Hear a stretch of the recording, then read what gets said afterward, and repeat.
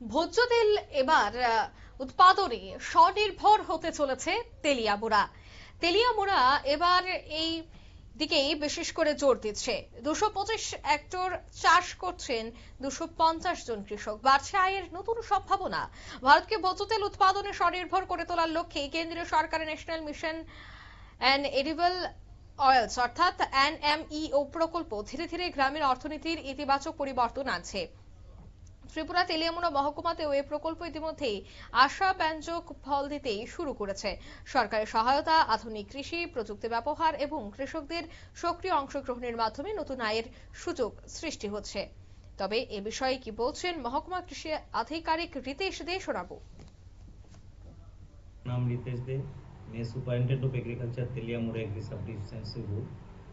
हमारा यहाँ पर एक नेशनल मिशन का एक स्कीम चालू है।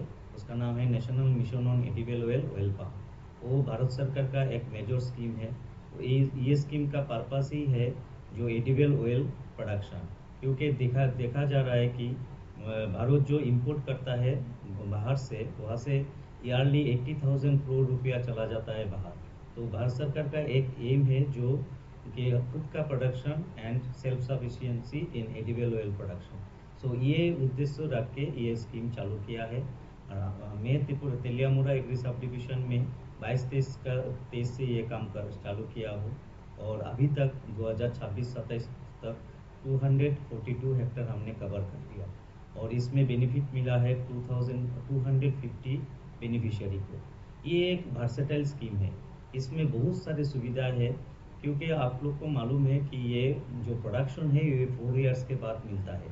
तो इस स्कीम में আপনারা শুনলেন, অর্থাৎ এই স্কিমে কি কি থাকছে সে বিষয়টাও তুলে ধরা হয়। এই উদ্যোগকে কেন্দ্রীয় সরকারের কৃষি আরো লাভজনক এবং টেকসই করে তোলার বৃহত্তর লক্ষ্যের প্রতিফলন। বিশেষজ্ঞদের মতে এই প্রকল্প কৃষকদের আয় বৃদ্ধি, গ্রামীণ কর্মসংস্থান সৃষ্টি এবং দেশের খাদ্য ও ভোজ্য তেল নিরাপত্তা নিশ্চিত করতে গুরুত্বপূর্ণ ভূমিকা পালন করবে।